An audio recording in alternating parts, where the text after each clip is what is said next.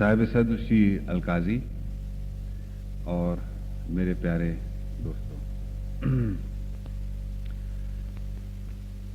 मैं इतनी अच्छी और यानी अक्लमंदी के साथ सुलझी हुई हिंदी ज़बान नहीं बोल पाऊँगा, मुझे माफ़ किया जाए। मेरी मादरी ज़बान पंजाबी है और काम करता हूँ फिल्मों में जहाँ पे बड़ी उल्टी सीधी सी ज़बान इस्तेमाल होती है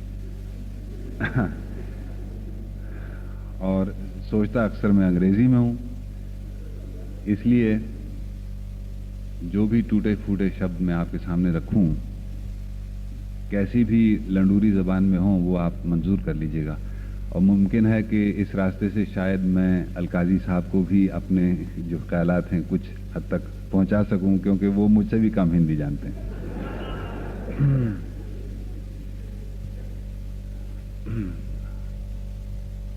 वैसे तो मुझे यहाँ पे अपनी सिर्फ शर्मिंदगी जाहिर करनी चाहिए, क्योंकि जिस तरह से मुझसे पहले जो साहब अपने विचार प्रकट कर रहे थे, जैसे उन्होंने बताया कि मिसाल दी थी शंकर जयकिशन साहब की और पृथ्वीराज जी को किन किन मुश्किलों का सामना करना पड़ा, मेरी भी गिनती कुछ इस प्रकार की लोगों में होती है जो स्टेज पर आए, स्टेज का फ़ायदा उठाया और फिर फिल्मी दुनिया में गायब हो गए जाके। पृथ्वीराज जी के अलावा यहाँ पे अलकाजी मौजूद हैं, शंभू मित्रा हैं, तृप्ति हैं, अपने सामने मैं श्री चंद्रवदन मेहता को देखता हूँ, नेमी साहब को देखता हूँ, अपने राजेंद्र रघुवंशी को देखता हूँ और इन सब के सामने खड़े होने में मुझे बेइंतहा शर्मिंदगी महसूस होती है। किसी ज़माने में मैं इनके साथ मिलकर नाटक में शरीक हुआ करता था और अब मैं उस दुनिया से बहुत दूर भागा हुआ हूँ। लालच बहुत बुरी चीज़ है, लेकिन इसके साथ साथ मुझे एक थोड़ा सा संतोष ज़रूर है कि जो भावनाएं और जो शिक्षाएं अपने दोस्तों और साथियों से इस रंगमंच की दुनिया से मैंने हासिल की, वो हर हालत में भी, हालांकि उन चीज़ों को भुलाने की बहुत गुंजाइश थी, मगर फिर भी एक ये रंगमंच की दुनिया एक ऐसी दुनिया है कि उन चीज़ों को मैं भुला नहीं पाया और मेरे ख्याल में पृथ्वीराज जी भी नहीं भुला पाए और शंभूदा और तृप्ति, ये सब लोग जो फिल्मों में भी काम करते हैं और नाटक में भी काम करते हैं, वो इस बात के शाहिद हैं, गवाह हैं कि जो चीज़, जो अनमोल रतन इंसान इस नाटक की दुनिया से ग्रहण करता है, वो हमेशा के लिए अपनी ज़िंदगी का एक ज़ख़ीरा बन जाते हैं, ख़जाना बन जाते हैं। मुझे, जैसा कि मैंने अर्ज़ किया कि स्टेज की दुनिया से बहुत दूर जा चुका हूँ, इसलिए एक निर्देशक या प्रचालक के रूप में मैं कुछ भी कहने के लिए काबिलियत नहीं रखता हूँ। लेकिन यहाँ खड़े खड़े जो चंद एक ख्याल मेरे मन में उठते हैं, मैं आपके सामने ज़रूर रखूँगा, क्योंकि आपने एक सजावट के तौर पे ही सही मुझे यहाँ पे लाके खड़ा कर दिया है।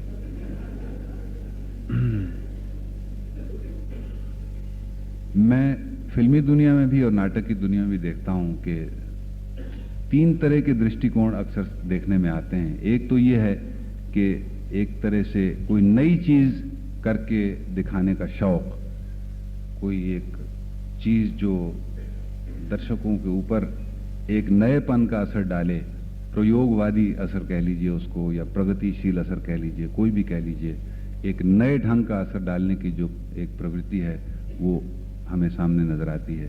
दूसरी है कि किसी न किसी तरीके से मनोरंजन किया जाए, मनोरंजन की प्रवृत्ति है, जिस साधन से भी हो मनोरंजन किया जाए, यही एक सामने एक समझिए आदर्श कह लीजिए या लक्ष्य कह लीजिए। और एक प्रवृत्ति ये भी होती है, वो भी देखने में आती है कि स्टेज पे ड्रामा किया जाता है या फिल्म बनाई जाती है, उस पर काफ़ी खर्च किया जाता है, काफ़ी मेहनत की जाती है। आप तो जानते हैं नाटक में कितनी ही बाधाएं और कितनी ही मुश्किलें और कितना ही पैसा खर्च होता है। और जब ये सारी मेहनत की जाती है तो एक मन में ख्याल उठता है कि इससे किसी लिहाज से किसी थोड़ा बहुत कुछ हम जनता को दे सकें, कुछ उनका लाभ हो सके, कुछ वो हासिल कर सकें, अपने जीवन में कुछ उनको प्रेरणा मिल सके अपने जीवन को बेहतर बनाने की। तो ये तीनों दृष्टिकोण मेरे ख्याल में जायज़ हैं, इनमें कोई ऐसा मतभेद नहीं है, बशर्ते कि जो संचालक है या प्रचालक है, जो कलाकार हैं, उनके अंदर वो एक, जैसे वो पक्षी उड़ता है तो उसके पंखों के नीचे एक प्रकाश बिंदु होता है, वो प्रकाश बिंदु अगर उनके पास मौजूद हो, कलाकार हो या संचालक हो, प्रचालक हो, वो तो एक खुदा की तरह से, एक भगवान की तरह से है।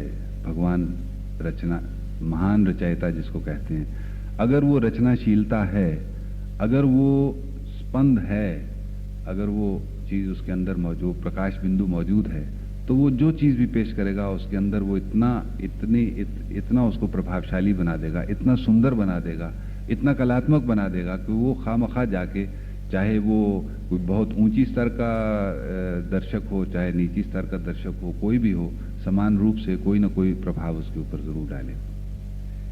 यहाँ आप जानते हैं ये पवित्र बंगाल की धरती नाटक में हमारे सारे देश में शिरोमणि स्थान ग्रहण कर चुकी है और बड़ी ही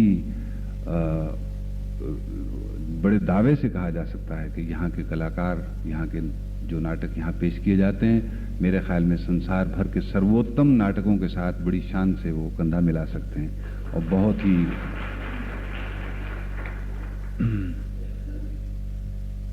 तो उन नाटकों को भी देखने का मौका मिलता है। मगर जब नाटक देख के बाहर निकलते हैं तो जब उस नाटक से बाहर निकलते वक्त ही एक भिखमंगों की टोली आके घेर लेती है, या जनता का दुख जो चप्पे चप्पे पे नजर आता है, तो ख्वाहिश होती है कि ये जो चीज है क्या इस चीज के लिए इस्तेमाल नहीं हो सकती कि हमारी जनता का कुछ जो जीवन है, ये लोग जो बाहर खड़े हैं, ये हमारे पास जो एक साधन है, वो ऐसे जन कल्याण के तौर से इस्तेमाल हो, इतना व्यापक प्रभाव हो इसका कि हमारे जनता के जीवन को भी ये बेहतर बना सके। कुछ पिछले साल या उससे पिछले साल मुझे इत्तेफाक हुआ, चेतन आनंद एक पिक्चर बना रहे थे हकीकत, उस सिलसिले में हम लद्दाख गए हुए थे शूटिंग करने के लिए। तो वहां पे मैंने देखा कि जो बौद्ध भिक्षुओं की परंपरा है हिंदुस्तान में खत्म हो चुकी है, मगर वहां पे खत्म नहीं हुई। वो अपने जो क्या उनको कहते हैं विहार होते हैं, उन विहारों में, हम इन विहारों को अजंता और एलोरा में एक मृत रूप में देखते हैं जाके कि ये एक चीज थी किसी जमाने में, मगर वो विहार उनके लिए अब भी वो जो परंपरा है उनकी वो कायम है। उसी तरह से विहारों में भिक्षु जमा होते हैं और उनकी एक बहुत ही सुंदर चीज हमने देखी कि वो जिस तरह से शास्त्रार्थ हम की परंपरा होती है, इसी तरह से वो संगोष्ठी जिस तरह से आप कर रहे हैं, इसी तरह से वो भी संगोष्ठी करते हैं। तो एक छोटा सा मंच बनाते हैं, मंच के ऊपर वो जितने नुकीले, जितने ज्यादा से ज्यादा तकलीफ देने वाले पत्थर होते हैं, छोटे छोटे कंकर, वो उसके ऊपर बिछा दिए जाते हैं और उन कंकरों की जो ये मंच सी बनाई जाती है उसके ऊपर दो व्यक्तियों को, दो भिक्षुओं को बिठाया जाता है जो जजेस होते हैं।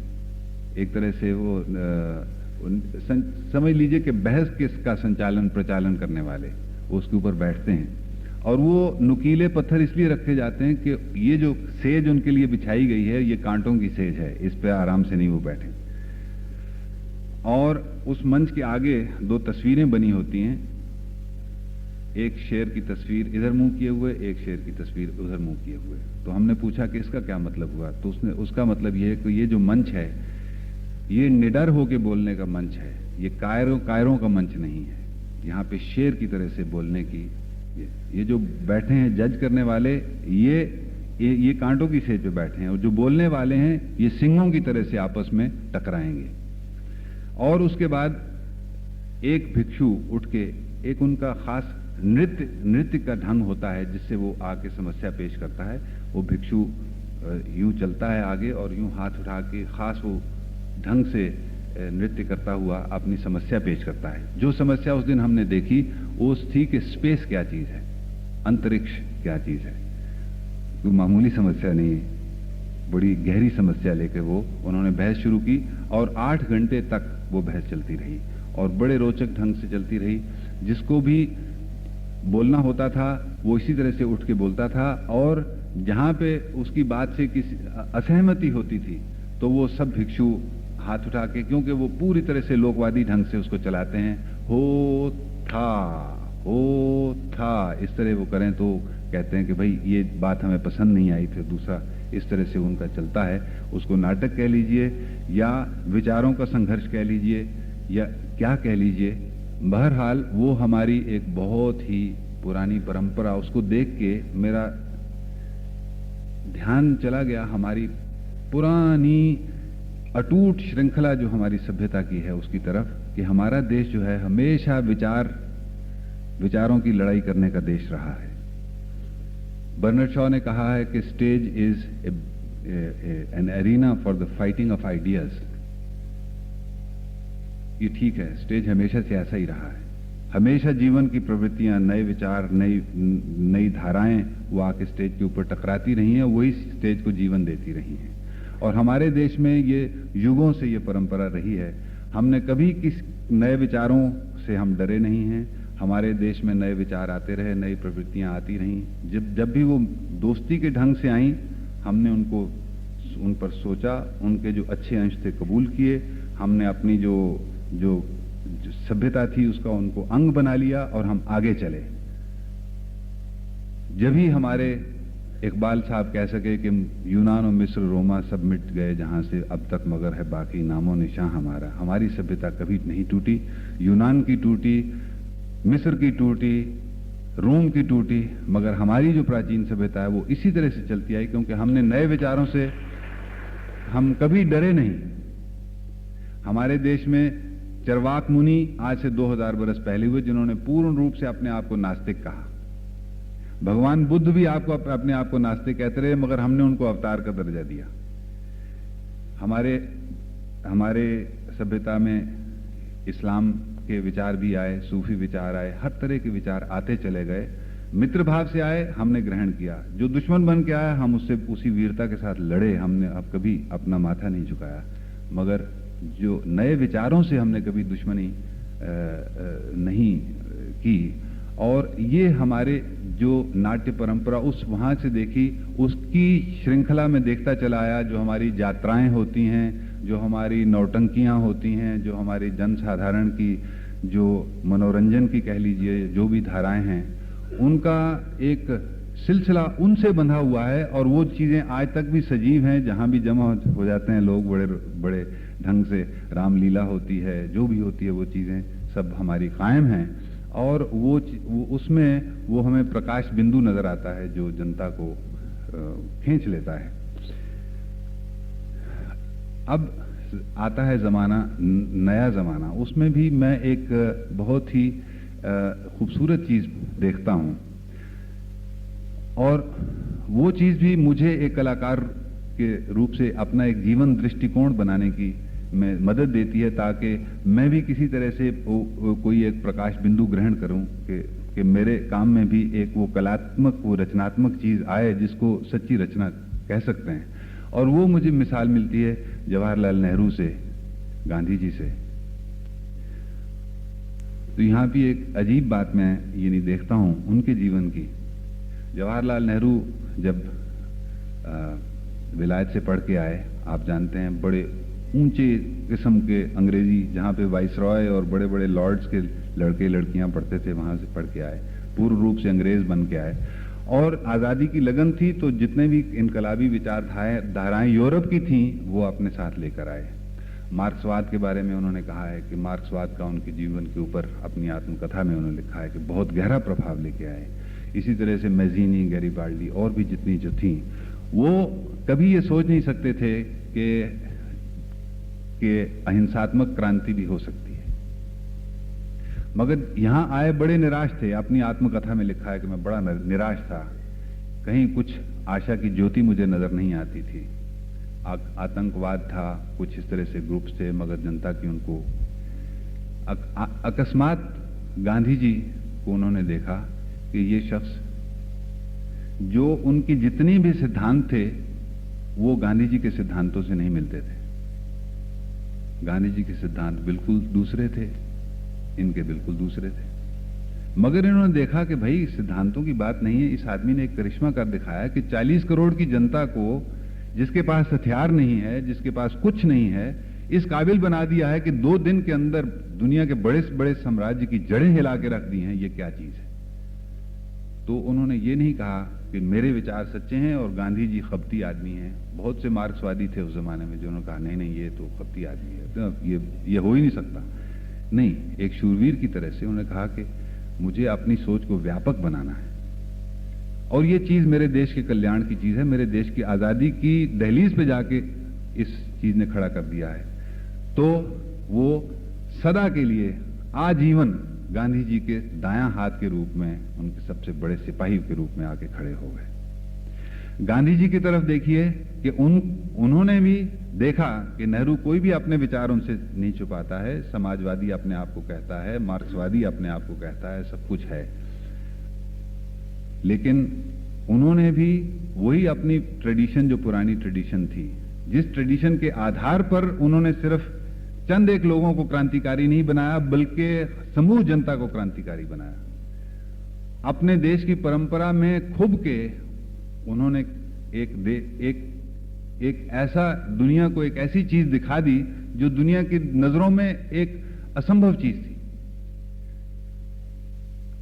और इसके बावजूद जब नेहरू के नए विचार उन्होंने देखे तो ये उनके अंदर भी वो कट्टरवाद नहीं था कि वो कहें कि नहीं नहीं नहीं, ये तो बिल्कुल इसको अलग रखो। नहीं, उन्होंने कहा मेरा तो उत्तराधिकारी ये है, मेरा दायां हाथ ये है।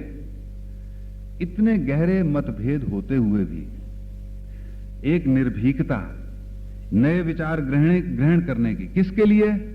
जनता के कल्याण के लिए, चंद लोगों के लिए नहीं, किसी पार्टी के लिए नहीं, किसी एक सेक्शन के लिए नहीं, किसी बड़े वर्ग के लिए नहीं या छोटे वर्ग के लिए नहीं, बल्कि सारे देश के लिए, सारी जनता को हिलाने की एक क्षमता, जो भगवान में क्षमता होती है, जो खुदा में क्षमता होती है, वो उन्होंने अपने बाजुओं के अंदर पैदा कर ली थी। नेहरू जब बोलते थे, गांधी जब बोलते थे, सारी जनता को साथ। तो मैं समझता हूं कि वही निर्भीकता, वही अपने देश की पुरानी परंपरा को ग्रहण करने की एक ताकत, बहादुरी से दुनिया के हर विचार को देखने की क्षमता, बहादुरी से दुनिया की किस तरफ जा रही है, हर तरह से अपनी जनता को, अपने देश को, सारे संसार को, जैसे नेहरू ने देखा, वो काबिलियत जब हम अपने अंदर पैदा करेंगे, और वो काबिलियत जिसका सबसे पहला, सबसे मूल, जिसकी शर्त है कि डिस्कवरी ऑफ इंडिया, जो नेहरू का अपना आदर्श था। गांधी जी का आदर्श था discovery of truth, experiments in truth. Nehru का डिस्कवरी ऑफ माय कंट्री। क्यों है कि गांधी जी अपने देश को जानते हैं, ये आदमी जानता है, इससे मुझे कुछ सीखना है, मुझे भी अपने देश को जानना और पहचानना चाहिए। वो क्षमता, वो उदारता, वो सजीवता, वो कलात्मकता, वो एक रचयिता बनने की उमंग जब हमारे इस रंगमंच के क्षेत्र में भी पैदा होगी, जो हमारे फिल्म के क्षेत्र में भी पैदा होगी, तो हमारे कलाकारों को भी रचयिता बना देगी, हमारे संचालकों को भी, हमारे प्रचालकों को भी, लड़कों को भी, लड़कियों को भी, हमारे नई पौध को एक जीवन दृष्टिकोण देगी, हमारे देश के लिए, हमारी जनता के लिए कल्याणकारी होगी। यही मैं समझता हूं कि हमारे लिए बहुत जरूरी है। अगर ये चीज हमारे पास, ये प्रकाश बिंदु हमारे पास हो, तो हर कमी को भी हम अपनी ताकत में बदल सकते हैं। लाइट्स ना हो, स्टेज ना हो, लेकिन जनता साथ हो तो थिएटर कभी पीछे नहीं रह सकता, आगे बढ़ सकता है। जय हिंद।